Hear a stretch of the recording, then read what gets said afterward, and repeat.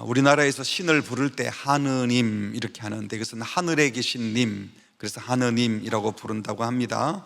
그래서 신을 부를 때는 보통 위를 쳐다보죠. 하늘에 계신다 생각해서. 또 기도 응답을 받고 싶으면 높은 산으로 올라가기도 합니다. 아마 위에 계시니까 올라가면 잘 들을 거라고 생각하는 것 같습니다. 그런데 우리 예수님께서 우리에게 기도를 가르쳐 주시면서 하늘에 계신 우리 아버지여 라고 하늘을 칭했을 때는 하나님이 하늘이라고 하는 그 공간에 계신다라는 뜻으로 말씀하신 것이 아닙니다. 왜 하늘에 계신 아버지라고 말씀하셨을까요? 하나님은 아빠, 아버지라고 불러야 될 만큼 친밀한 아버지이시지만, 동시에 하나님 아버지는 이 땅이 아닌 저 하늘, 피조 인간 세계가 아닌 저 멀리 저 높이 하늘에 계신, 그래서 감히 범접할 수 없는 분이라는 뜻입니다. 요즘 우리 아버지들은 너무 바빠서 자식들하고 놀아주지도 못하고 젊었을 때는 더더욱 아이들이 아빠 얼굴 볼 시간이 없는 경우도 종종 있지만, 이 중동 사회에서는 아버지는 평생 한 집에 아버지와 같이 지내는 가장 가까운 사람이었습니다. 가장 친밀한 사람, 같이 노동도 하고 같이 일도 하고, 그래서 아빠는 친밀한 아버지였습니다. 그러니까 하늘에 계신 아버지라는 것은 정말 가까운 분, 친밀한 아버지지만, 동시에 이 땅이 아닌 하늘에 계신 저 멀리 떨어져 계시는 분, 매우 친밀한 아버지지만 감히 함부로 할 수 없는 저 하늘에 계신 분, 그래서 대조하는 단어를 써서 이렇게 부른 겁니다. 그렇습니다. 기도하는 우리들은 피조물이지만 기도를 들으시는 하늘 아버지는 창조주이십니다. 우리는 죽음 앞에 어쩔 수 없는 존재이지만 하나님은 불멸의 존재이십니다. 영원한 분이십니다. 그래서 하나님 아버지는 우리가 언제나 다가갈 수 있는 친밀한 분이지만, 동시에 땅에 살고 있는 우리가 함부로 할 수 없는 거룩함과 위엄을 가진 영광스러운 분이기에 하늘에 계신 우리 아버지라고 한 것입니다. 유대인들은 기도할 때 앉아서 기도하지 않았다고 합니다. 마가복음 11장 25절에도 보면 너희가 서서 기도할 때에 이런 표현이 나와요. 항상 그들은 기도한다 그러면 서서 기도하는 것이 당연했고, 예배할 때 앉아서 예배하는 법이 없었습니다. 예배는 서서 했습니다. 어떤 랍비의 어록에 보면 예전에 경건한 사람들은 테필라, 즉 기도하기 전에 그들의 마음이 하나님께 똑바로 향할 수 있도록 1시간을 기다리곤 했다. 하나님을 예배하기 위해서 1시간을 조용히 묵상하고 기다리다가 이제 예배하는, 그런 만큼 하나님을 예배하고 하나님 임재 안으로 들어가는 것을 가볍게 생각하지 않았다는 겁니다. 두려움과 경건함으로 나아갔다고 합니다. 그렇습니다. 우리 하나님은 언제든지 아빠, 아버지 부르며 나아갈 수 있는 친밀한, 친근한 우리 아버지이지만, 동시에 하나님은 하늘에 계신 분이시어서 땅에 있는 우리가 감히 함부로 할 수 없는 존귀하고 엄유하고 영광스러운 분이십니다. 땅에 속한 피조물과 피조물들의 모든 질서를 초월하여 계시는 분이십니다. 영광스러운 분이십니다. 그러므로 우리가 하나님을 아빠라고 부르며 친밀하게 나아가야 하지만, 동시에 무례하게 함부로 할 수 없는 초월자 하나님을 대하는 경외감을 가지고 나아가야 될 것입니다.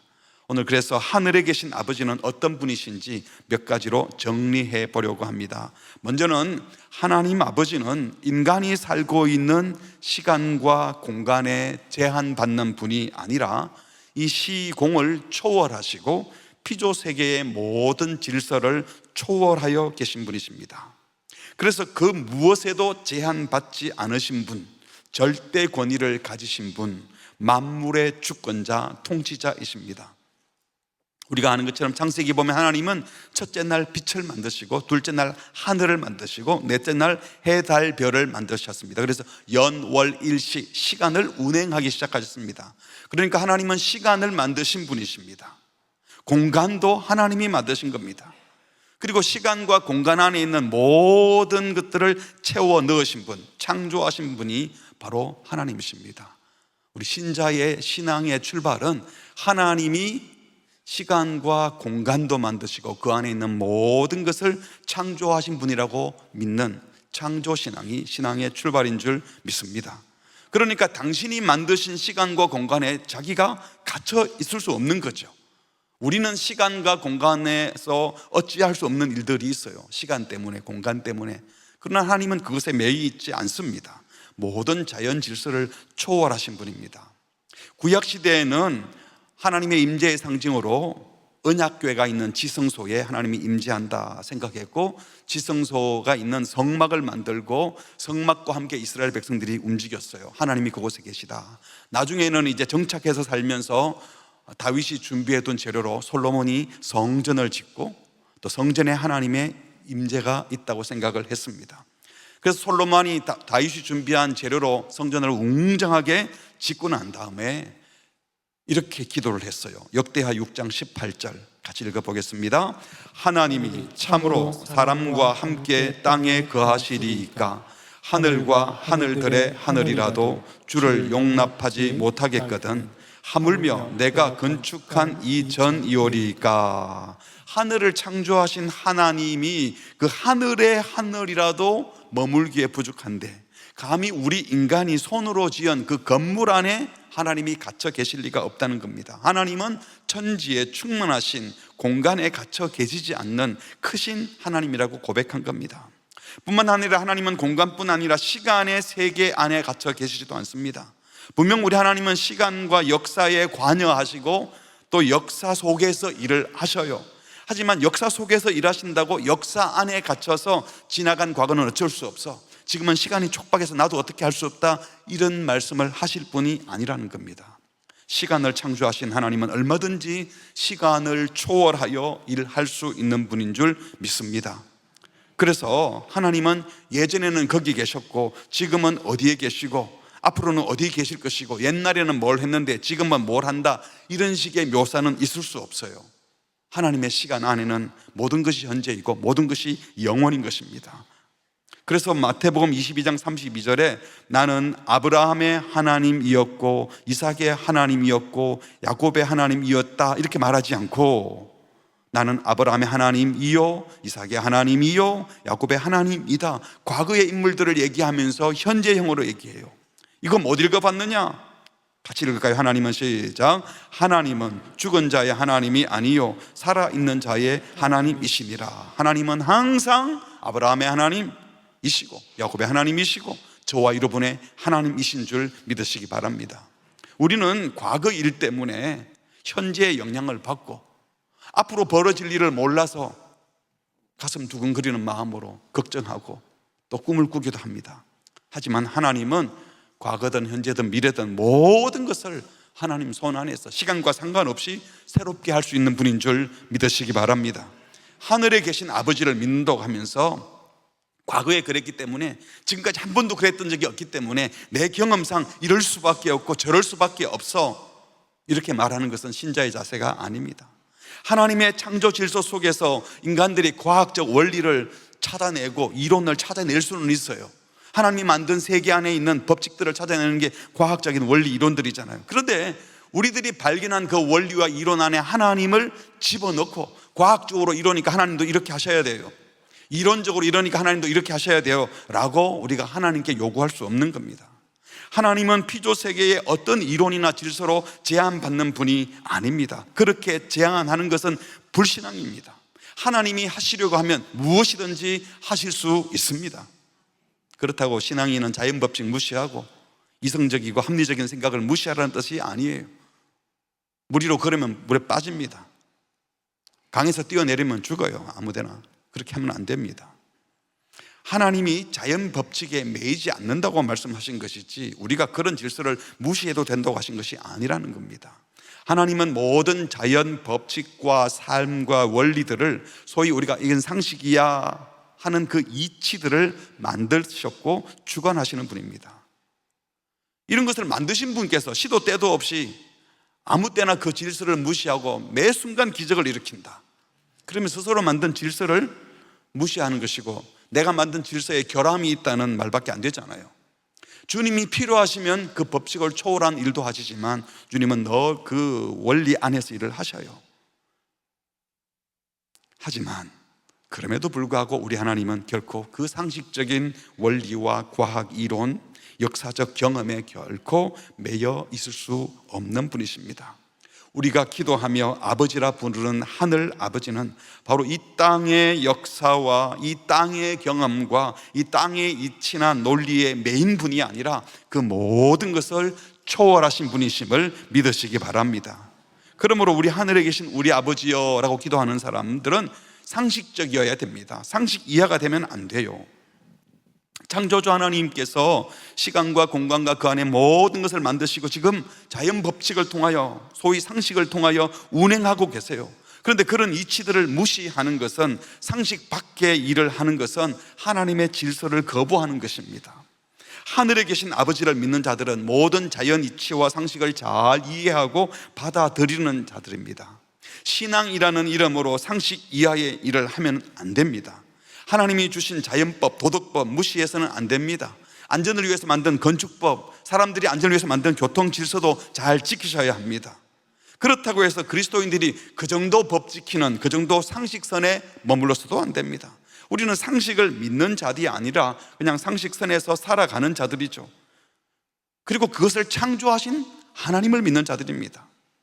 신앙인은 그래서 상식을 초월하는 삶을 살아야 합니다.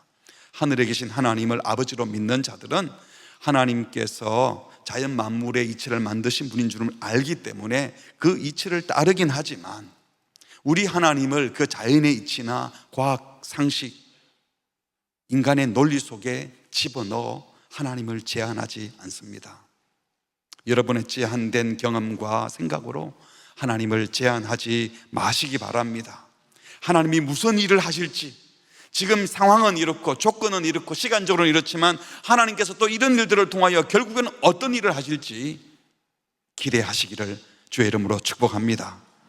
하늘에 계신 하나님이라고 부르며 기도하는 분들이, 이건 말이 안 되잖아요. 상식적으로 이해가 안 되잖아요.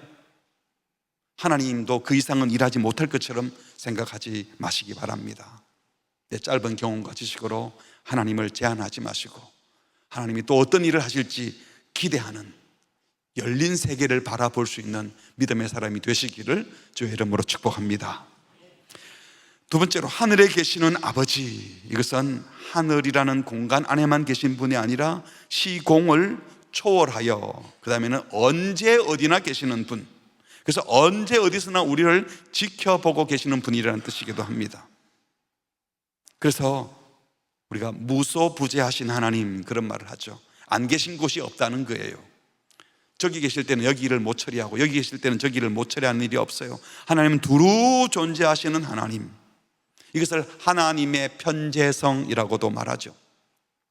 이사야 선지자가 이렇게 말을 했습니다. 66장 1절에 여호와께서 이같이 말씀하시되 하늘은 나의 보좌요 땅은 나의 발등상이니 너희가 나를 위하여 무슨 집을 지을고 나의 안식할 처소가 어디랴? 나 여호와가 말하노라. 내 손이 이 모든 것을 지었으므로 그들이 생겼느니라. 내가 온천지 만물을 만들고 너희를 만들어서 너희가 생겼는데 너희가 무슨 나를 위하여 집을 지어준다고? 나의 안식처를 너희들이 만들어준다고? 하늘과 땅 천지가 나의 보좌인데 나는 온천지에 있는데 내가 너희들이 지은 건물 성전 안에 갇혀 있겠느냐? 그런 말씀입니다. 그래서 예레미야 선지자는 말하기를, 예레미야 23장 24절에 나 여호와가 말하노라. 사람이 내게 보이지 아니하려고 누가 자기를 은밀한 곳에 숨길 수 있겠느냐? 나 여호와가 말하노라. 나는 어디에 충만해요? 천지에 충만하다. 그래서 그 누구도 하나님의 눈을 피할 수 없다고 하셨습니다. 시편 기자도 말하기를 33편 14절에 곧 그 거하신 곳에서 하늘에 계시는 하나님께서 세상의 모든 거민을 하감하시도다. 우리 모두를 내려보고 계시다고 했어요. 요즘 시대에 사람들이 마음만 먹으면 오늘 저와 여러분들이 집에서 나와서 어디서 어디로 갔는지 CCTV에 다 찍혀 있습니다.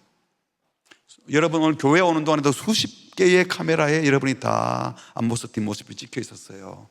마음만 먹으면 다 찾는데요, 30년 전, 40년 전만 해도 이 정도로는 생각 못 했거든요. 몇십 년 안에 이게 싹 다 바뀌었어요. 인간의 과학기술의 발달로 마음 먹으면 사람이 사람을 살피는데 천지 만물을 창조하신 하나님, 천지에 충만하신 하나님께서 우리를 못 보실 리가 있겠습니까? CCTV에는 안 찍힐 수도 있습니다. 잘 피해갈 수도 있어요. 그러나 하나님의 눈을 피할 자는 아무도 없습니다. 하늘에 계신 우리 아버지, 이 하나님의 편재성을 믿는 사람들에게 주시는 메시지가 두 가지가 있는데, 첫 번째는 남 몰래 죄를 지을 수 없다는 겁니다. 아무리 숨어서 무엇을 하려고 해도 숨을 수 없기 때문입니다. 아닌 척해도 하나님은 다 알고 계세요. 이게 내가 양심에 찔려서 죄를 못 짓는다 이런 차원이 아니라 하나님이 실제로 다 보고 계시고 알고 계시고 판단하신다는 겁니다. 창세기 3장에 보면 아담과 하와가 하나님의 명령을 거역하고 먹지 말라 한 선악과를 먹었잖아요. 그리고 3장 8절에 그들이 그날 바람이 불 때 동산에 그리시는 여호와 하나님의 소리를 듣고 아담과 그의 아내가, 같이 읽읍시다. 여호와 하나님의 낯을 피하여 동산 나무 사이에 숨은지라. 누구한테 감추려고 숨었어요? 하나님 못 보라고 숨었대요. 아담과 하와가 숨바꼭질하면서 어디 있나 찾아봐라 할 때 못 찾으니까 하나님도 자기를 못 찾는 줄, 못 보실 거라고 착각한 거죠. 그런데 여호와 하나님이 아담을 부르시면서 물었습니다. 네가 어디 있느냐? 몰라서 물은 거겠어요? 알면서 묻는 거죠. 그런데 내가 동산에서 하나님의 소리를 듣고 내가 벗었으므로 두려워하여 숨었나이다. 인간이 숨으면 하나님이 못 보신다고 착각한 거죠. 그러나 하나님은 다 알고 계셨고 보고 계셨습니다. 창세기 4장에 가인이 하나님이 자기 재산은 안 받고 아벨 제사만 받으니 기분 나빠서 동생을 죽였잖아요. 그때 하나님께서 가인 보고 물었어요. 4장 9절에 네 아우가 어디 있느냐 물으니까 뻔뻔스럽게 대답합니다. 모릅니다. 제가 내 동생 지키는 사람입니까? 내가 맨날 동생 지켜보고 있어야 됩니까? 하고 시치미를 뚝 댔습니다.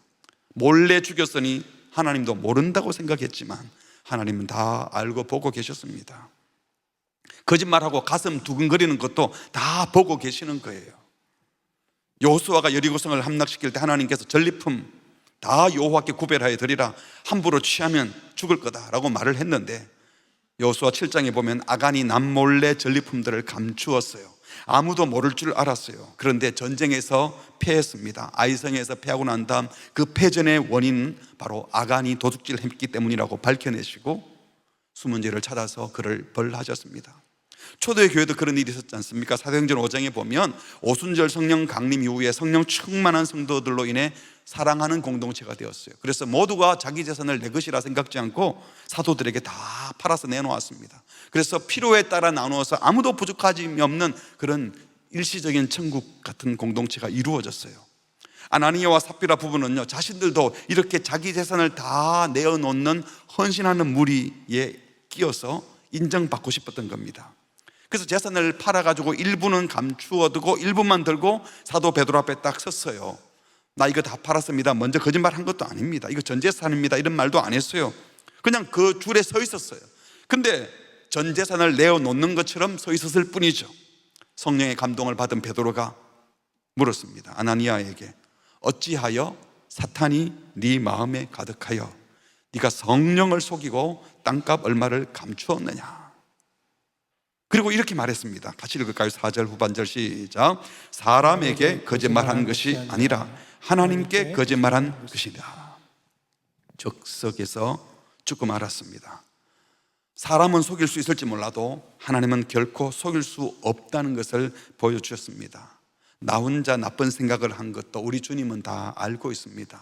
몰래 훔친 것, 아무도 모를 것 같은 거짓말, 사람 눈치 보면서 하나님 앞에 있는 듯 외식했던 것, 하나님은 다 보고 계셨습니다. 사람에게 들키지 않았어도 하나님은 알고 계십니다. 세상 법적에는 공소시효가 있어서 시간 지나면 더 이상 추궁하지 않지만 우리 하나님의 눈은 피할 수가, 벗어날 수가 없습니다. 그런데 만일 하늘에 계신 우리 아버지요 라고 기도하면서 아무도 안 보는데 뭐 어때? 혹시 그런 말을 한 적이 있습니까? 아무도 안 보는데 뭐 이 정도는, 그런 말을 하면서 남을 해치고 질서를 어기고 빼앗고 욕하는 것, 하나님을 우롱하는 것입니다. 신자의 입에 아무도 안 보는데 괜찮다 이런 말 하지 마시기 바랍니다. 하나님이 다 보고 계심을 믿습니까? 그렇다면 하나님을 두려워하는 성도가 되십시오. 사람 보면 이렇게 행동하고 사람 안 보면 저렇게 행동하지 마십시오. 사람이 보든 보지 않든 하나님의 자녀답게 행동하십시오. 혹시 사람 눈을 피해서 거짓된 행동, 음란한 행동, 남의 것을 훔치거나 사기친 일이 있다면 회개하십시오. 감추는 것이 없어야 됩니다. 그리고 하늘에 계신 아버지께서 다 보고 계시며 다 감찰하고 계시다는 사실 앞에 더 경건하고 더 정직하고 더 진실된 삶을 사시기를 바랍니다. 만일 하나님이 이렇게 언제든지 다 보고 계시다는 것이 무서운 것만은 아니에요. 사실 하나님의 자녀는 하나님이 다 알고 보고 계시기 때문에 아무도 보지 않아도 선을 행할 겁니다. 왜? 사람들은 몰라줘도 하나님이 알아주실 것을 믿기 때문입니다. 내가 선하게 행동했는데 오해를 받거나 억울하게 누명 쓰더라도 과하게 걱정하지 않습니다. 하늘 아버지는 다 아시고 반드시 선하게 갚아주실 것을 믿기 때문입니다. 믿으십니까? 이 믿으시면 볼멘 소리, 아쉬운 소리, 억울하다는 소리 안 하셔도 됩니다. 주님이 다 아시고 갚아주시기 때문에 그래요. 우리 요셉의 인생을 최근에 보지 않았습니까? 요셉이 아버지께 순종했는데 억울하게 형님으로부터 버림을 받고 또 구덩이에서 빠져나오는 듯 했는데 애굽의 노예로 팔려갔습니다. 팔려갔지만 최선을 다하여 주인을 섬겼더니 보디발 장군이 집안에 재정을 다 맡길 만큼 신뢰를 받았어요. 그런데 보디발의 아내 안주인이 요셉을 몇 번씩이나 유혹하며 자기와 동침하자고 제안했습니다. 그러나 요셉의 토대는 확고했죠. 또 그런 일이 있었는데 창세기 39장 8절에 요셉이 거절하며 자기 주인의 아내에게 이르되 내 주인이 집안의 모든 소유를 간섭하지 아니고 다 내 손에 위탁하였으니 이 집에는 나보다 큰 이가 없으며 주인이 아무것도 내게 금하지 아니하였어도 딱 금한 것은 당신밖에 없는데 당신은 그 주인의 아내이기 때문입니다. 그러니까 같이 읽을까요? 시작. 내가 어찌 이 큰 악을 행하여 하나님께 죄를 지으리까? 내가 어떻게 장군님 앞에 죄를 지으리까? 내가 당신의 남편, 내 주인에게 죄를 지으리까? 이렇게 말하지 않았어요. 그는 보디발 장군 앞에 있는 것이 아니고 다른 사람들 앞에 있는 것이 아니라 하나님 앞에 있었습니다. 사람들은 못 볼지 몰라도 하나님이 보고 계시기 때문에 하나님 앞에서 범죄할 수 없다고 한 겁니다. 그래서 10절에 여인이 날마다 요셉에게 청하였으나 요셉이 듣지 아니하여 동침하지 아니할 뿐더러 함께 아예 있지도 않았어요. 유혹받을 자리에는 아예 피했습니다. 그런데 그런 식으로 살아가고 있던 요셉이 하루는 일하기 위해서 집에 들어갔는데 그 집 사람은 하나도 거기에 없었는데 그 여인이, 이 여자가 온 거예요. 요셉의 옷을 잡고 이르되 나와 동침하자. 보디발의 아내는 사람들이 없으면 범죄할 수 있다고 생각했기에 아무도 없다, 우리 같이 잠자자 하고 유혹을 했습니다. 그러나 하나님이 보고 계심을 믿는 요셉은 어떻게 했습니까? 요셉이 자기의 옷을 그 여인의 손에 버려두고 밖으로 나갔어요. 하나님 앞에서 순결하게 살고 싶었기 때문에, 하나님 앞에서 범죄의 유혹의 자리에 있고 싶지 않았기 때문에 옷을 벗어놓고 도망가듯이 그 자리를 벗어났습니다. 내 옷이 벗겨지더라도, 그래서 혹 사람들에게 내가 오해를 받더라도 하나님 앞에 범죄하지 않기 위하여 일단 이 유혹의 자리를 벗어나고 싶었던 겁니다. 그런데 어떻게 됐죠? 그게 오해를 불러일으켰습니다. 그 여인이 요셉이 그의 옷을 자기 손에 버려두고 도망하여 나가는 것을 보고 그 여인의 집 사람들을 불러 소리를 쳤겠죠. 그들에게 이르되 봐라, 주인이 히브리 사람을 우리에게 데려다가 우리를 희롱하게 하는도다. 그가 나와 동침하고자 나를 겁탈하려고 내게 들어오기 때문에 내가 소리 질렀더니 내가 소리 지르는 것을 듣고 옷 벗어놓고 도망갔다. 사랑이 거절당하니까 극단적인 미움이 된 겁니다. 엄격히 말하면 이 여인은 요셉을 사랑했던 것이 아니라 자신의 욕망 충족을 위해서 요셉을 이용하려고 했던 것이죠. 이것이 죄인들이 사랑하는 방식입니다. 결국 요셉을 주인의 아내를 겁탈하려고 한 강간범으로 몰아붙입니다. 66절에 그 옷을 곁에 두고 자기 주인이 집으로 돌아오기를 기다려 이 말로 그에게 똑같이 말하는 거죠. 당신이 우리에게 데려온 히브리 종이 나를 희롱하려고 내게로 들어왔으므로 내가 소리질러 불렀더니 그가 그의 옷을 내게 버려두고 도망 나갔습니다. 적반하장 억지 누명을 씌웁니다. 이 일로 인해서 요셉은 졸지에 감히 주인의 아내를 범한 강간범이 되고 말았습니다. 그렇게 믿어줬더니 내 아내를 건드려, 이런 죄인이 된 거죠. 그런데 요셉이 한마디도 변명하지 않습니다. 지금까지 보디발 장군이 요셉을 믿어줬던 것을 생각하면요, 얼마든지 요셉이 지혜롭게 자기 변호를 할 수 있을 거예요. 그리고 변호를 하면 장군이 이해하고 설득당하고 믿을 만큼 설명할 수도 있었을 거예요. 그러면 장군 부인이 잘못되고 자기는 살아나겠죠. 근데 요셉은 그렇게 하지 않았습니다. 만일 요셉이 변명해서 자신의 무죄가 증명이 되면 누가 유죄가 되는 거예요? 자기가 섬기던 주인 보디발 장군의 아내가 나쁜 여자가 되고, 그 여자가 나쁜 여자가 되면 결국은 그 가정은 파탄이 나는 겁니다. 가정이 풍비박산이 나는 거죠. 그래서 요셉은 강간범의 누명을 쓰고 묵묵히 감옥에 갔던 겁니다.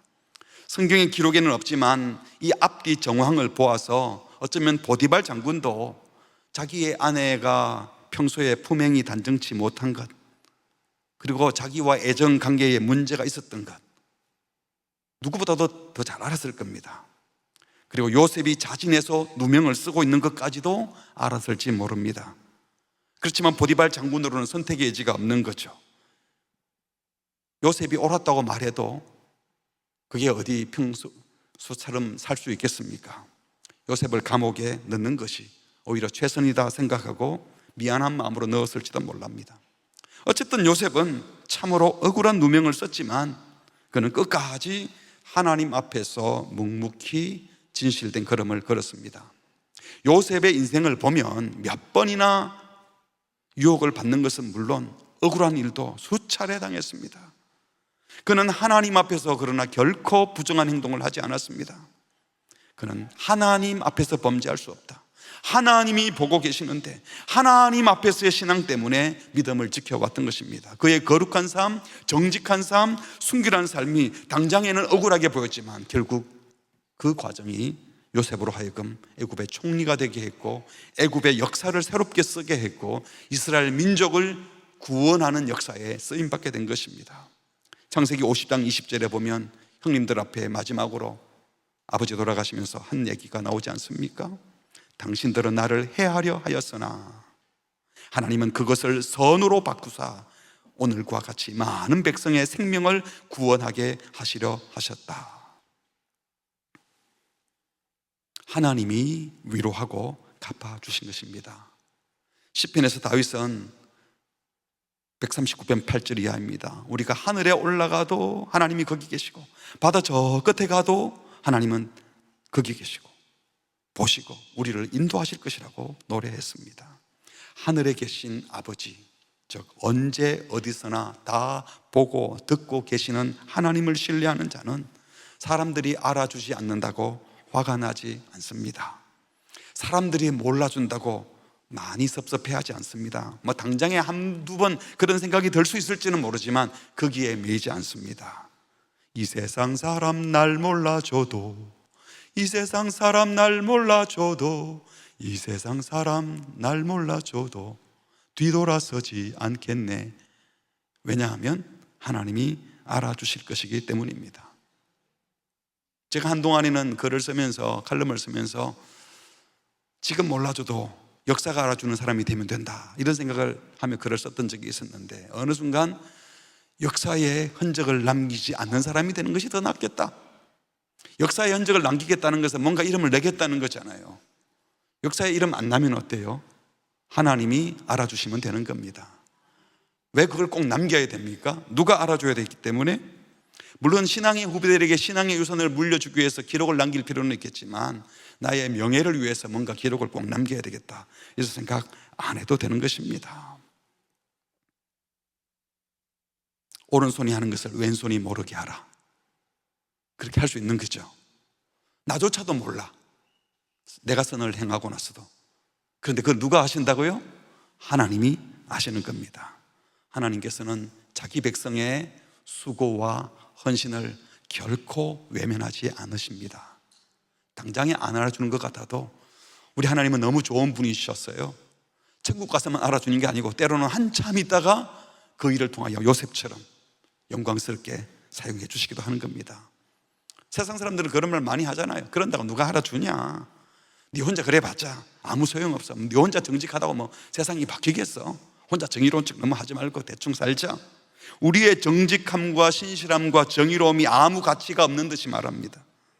자기 손해보고 남 유익되게 하는 일을 하면 바보라고 합니다. 그래도 그걸 누군가가 알아줘서 야, 그 사람 참 훌륭해, 아무도 안 보는 데서 선한 일을 해서 라고 아무도 안 보는 데인 것을 누가 또 끝에는 알아줄 걸 기대하면서는 하는지 몰라도 끝까지 알아주지 않는 일은 하면 바보 같은 짓이라고 세상은 말합니다. 하지만 성도는 하나님이 알고 계시고 하나님이 보고 계심을 믿기에 누가 보든 보지 않든 주님이 기뻐하실 일이라면 하는 것입니다. 하나님이 알아주실 것을 아시고 기억하시고 하나님이 위로해 주실 것을 믿고 누가 보든 보지 않든 하나님의 백성으로 살아가시기를 바랍니다. 그래서 하나님의 사람들은 사람 눈치 보며 사는 사람들이 아닙니다. 사람 눈치 보며 사는 사람은 사람에게는 인정받겠죠. 하지만 하나님 눈치 보고 사는 사람은 하나님이 인정해 주시고 하나님이 그 인생을 인도하실 것입니다. 사람에게 충성하려고 하지 말고 하나님께 충성하는 자들 되시기를 주의 이름으로 축복합니다. 마지막 세 번째로, 아버지 하나님이 하늘에 계시다. 이것은 하나님은 땅에 속하지 않고 하늘에 속했다라는 뜻이요, 동시에 하나님은 이 땅, 즉 세속적이거나 육적이지 않는 영적인 분이라는 뜻입니다. 예수님께서 수가성 옥말께서 만난 여인이 예수님께 물었잖아요. 우리 조상들은 거리심산에서 예배해야 된다고 그러고 당신들 유대인들은 예루살렘에서 예배해야 된다 하던데 어디서 예배하는 게 맞습니까? 장소로 물었는데 예수님께서 말씀하시기를 하나님은 뭐라고요? 영이시니, 하나님은 영이시다, 영적인 분이다. 장소 이런 거 정리한 게 아니다. 예배하는 자가 영과 진리로 예배하면 된다 하면서 하나님이 영이시다. 우리 예배를 받으시는 하나님은 피조물과는 전혀 차원이 다른 육적인 존재가 아닌 영적 존재라는 것입니다. 생각해 보세요. 그 영적 존재이신 영이신 하나님을 우리가 아버지라고 부른다면 영이신 아버지 하나님의 아들인 우리도 어떤 존재여야 되겠어요? 당연히 영적인 존재여야 하는 겁니다. 영적이란 말이 뭘까요? 기도, 금식, 성경 읽기, 큐티, 제자훈련, 예배, 전도, 구제, 이런 종교적인 일들, 신앙훈련과 관계되는 이런 영적인 것이고, 우리가 먹고 마시고 운동하고 쉬는 것, 잠자는 것, TV, 영화, 오락, 신문 보기, 예술활동, 이런 것은 육적인 겁니까? 예배당 안에서 성경책 들고 하는 건 다 영적인 것이고, 저 카페나 식당이나 주차장에서 하는 일은 육적인 일인가요? 그렇다면 영적인 아버지를 부르는 자들은 영적인 존재들이니까 육체적인 일들은 다 포기하라는 겁니까?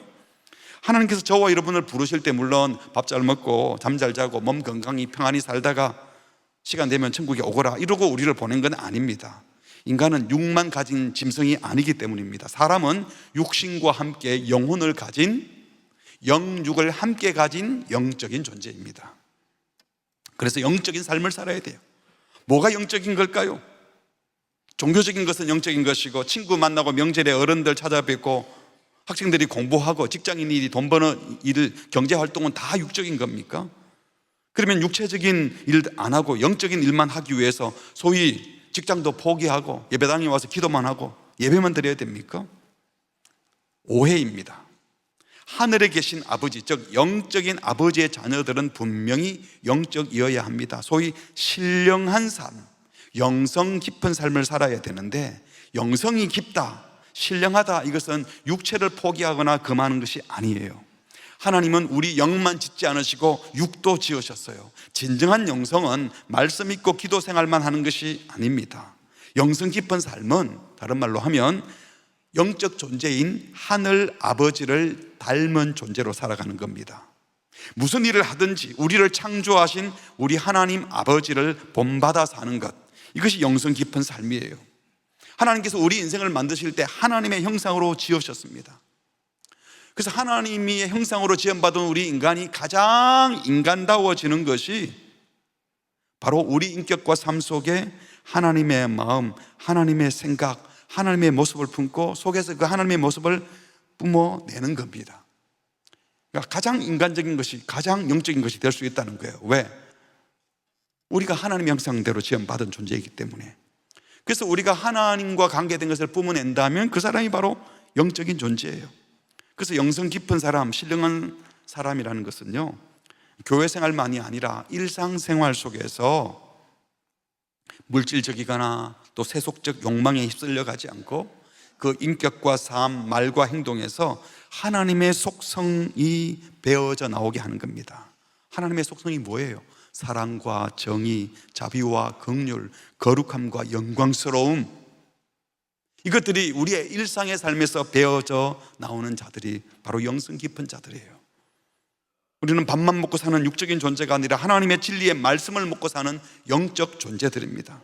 영이신 하나님 아버지를 예배하는 우리는 육적인 욕구 충족만을 위해서 살지 않고 가장 하나님적인 것, 하나님의 품성, 하나님의 속성, 사랑과 은혜 베푸심, 의로우심과 자비로우심, 진리와 거룩함, 이런 것들을 욕구하며 살아가는 존재들입니다. 이런 영적인 사람들 앞에 영적이지 못한 사람들, 이기심과 탐심에 쩔어 있고 유혹에 사로잡혀 있고 엄난하고 더럽고 추하고 거짓된 사람들은요, 우리랑 같이 못 살아요. 자기들이 불편해서. 그래서 자기들이 바뀌든지 떠나든지 그렇게 되는 겁니다. 그러므로 하늘 아버지, 영적 아버지를 모신 자녀들로서 어떻게 해서든 하나님의 속성들이 내게서 품어져 나올 수 있도록 그 하나님의 영적 품격을 드러내며 살아가는 영성 깊은 사람, 영적인 존재로 살아가시기를 주의 이름으로 축복합니다. 말씀을 맺겠습니다. 하나님을 하늘에 계신 아버지라고 부르고 계십니까? 그렇다면 첫 번째로 상식에 매여서 하나님을 제한하지 마시기 바랍니다. 하나님은 시공에 제한받지 않는 모든 피조 세계의 질서를 초월하신 분, 무한한 능력을 가지신 분입니다. 내 짧은 경험과 지식과 논리로 이건 안 돼, 그건 어쩔 수 없어 하며 하나님을 제한하지 마시고, 하나님이 일하신다면 어떤 상황에도 새로운 가능성이 있음을 믿고 초월하신 하나님을 믿고 초월적인 삶을 사시기를, 열린 소망을 갖고 살아가시기를 바랍니다. 두 번째로 하늘에 계신 하나님을 하늘에 계신 아버지라고 부른다면 그 하나님을 늘 의식하면서 하나님 앞에서, 라틴어로 코람 데오, 하나님 앞에서 살아가십시오. 사람들 볼까봐 두려워하고 아이고 들켰다 걱정된다, 영적인 사람이 아니죠. 하나님 앞에서 죄짓기 두려워하고, 하나님이 보시니까, 하나님이 아시니까 거짓말하기를 두려워하고, 사람이 보든 보지 않든 정직하고 성실하게 살아가고, 두려워 떠는 것만이 아니에요. 하나님이 늘 알고 보고 계시기 때문에 우리는 염려할 필요도 없는 겁니다. 왜? 그 하나님이 언제 어디서나 우리와 함께 하시기 때문에, 능력의 손으로 함께 하시고 크신 팔로 지켜주시고 보호하실 것이기 때문입니다. 하나님의 도움을 잊게 될 것입니다. 하나님 앞에서 죄를 멀리하며 하나님 앞에서 하나님의 도움을 받으며 살아가는, 하나님 앞에서 사는 존재들이 되시기 바랍니다. 세 번째로 하늘에 계신 아버지를 부르며 기도한다면 하늘 가치를 추구하며 사십시오. 이 땅의 가치, 육적인 욕구가 아니라 하늘 가치 추구하는 영성 깊은 삶, 신령한 삶을 살아야 하는 겁니다. 우리는 영적인 존재들입니다. 육만 가지고 살아가는 육에 붙들린 육적인 존재들이 아니에요. 온통 육적인 욕구 못 이루어 가지고 그 본능적인 욕구에 쫓아다니는 그런 존재들이 아닙니다. 우리는 변화된 욕구를 따라 영적 가치를 추구하며 하나님이 뭘 기뻐하실까, 하나님이 기뻐하는 것들이 무엇인지 늘 물으며 하나님의 의로우심과 하나님의 진리, 하나님의 거룩함 추구하고 하나님의 사랑, 하나님의 자비, 하나님의 정의로우심을 베풀며 하늘 품격을 지키며 살아가는 복된 성도들 되시기를 주의 이름으로 축복합니다. 아멘. 우리 시간 같이 찬양하도록 하겠습니다. 하나님은 전능하신 하나님, 능력의 하나님, 늘 우리를 지켜보고 계시는 하나님, 범죄할 수도 없지만 우리와 함께 하시는 하나님이십니다. 그 주님을 찬양하겠습니다.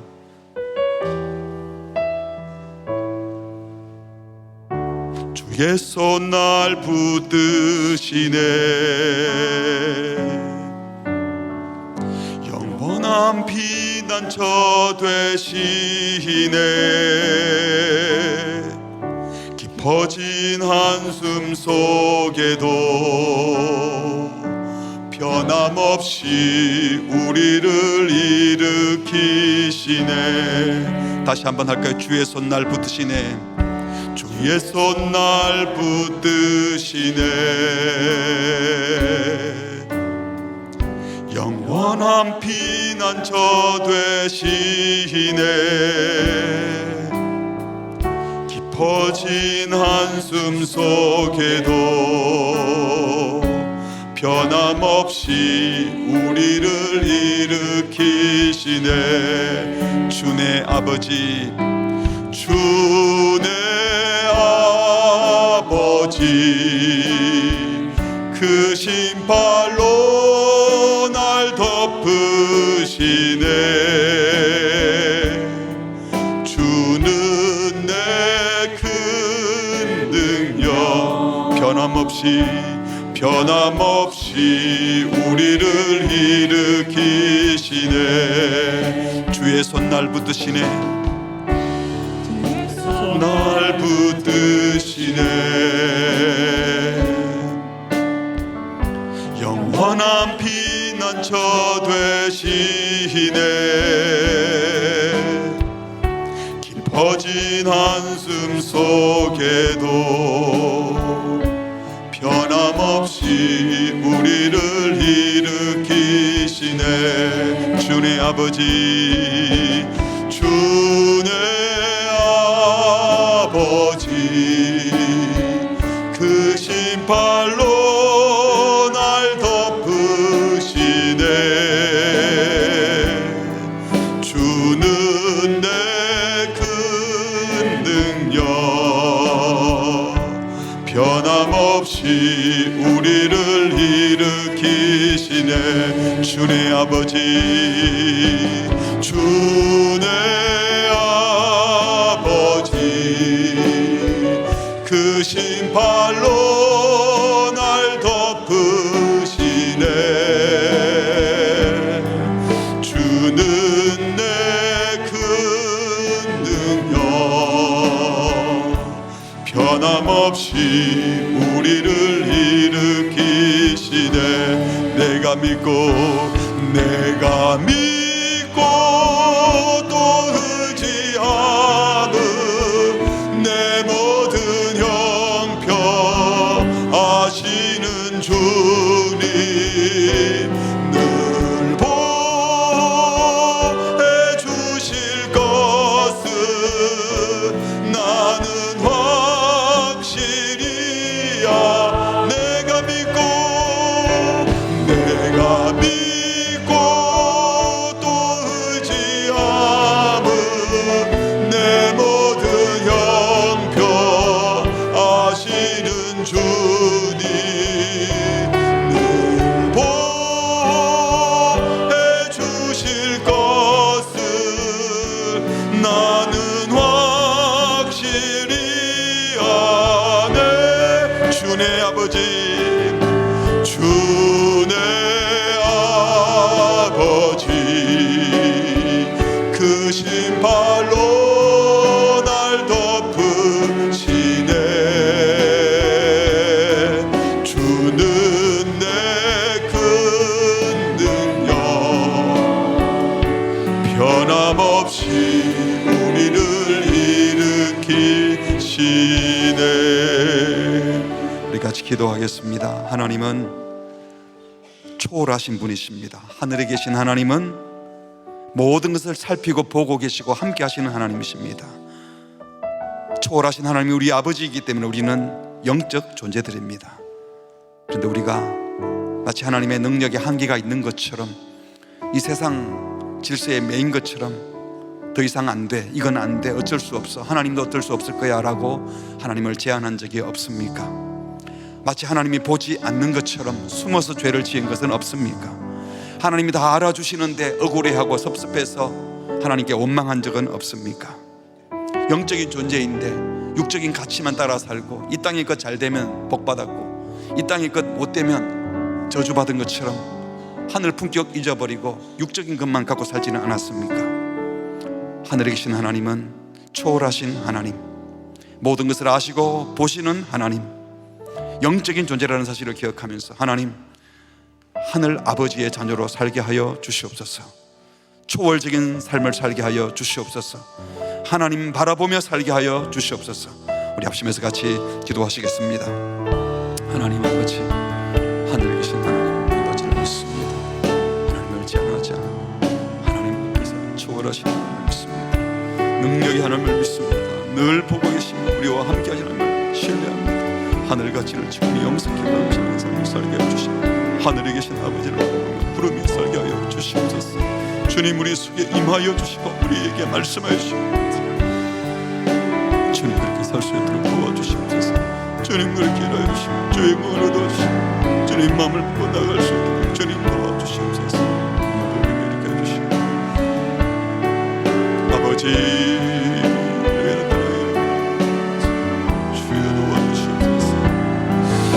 주님을 드리는 주여 도와주시옵소서. 주님을 말씀해 주시옵소서. 범죄했던 자들을 회개하게 하시고 외로웠던 자들은 다시 주님을 찾게 하시고 주님의 함께 하심을 믿게 해주시옵소서. 하나님이여 절망이 정신을 찾다 희망을 갖게 하여 주시옵소서. 범죄한 자들을 회개하여 주시옵소서. 하나님이여 억울하다고 섭습니다. 하나님의 위로가 임하여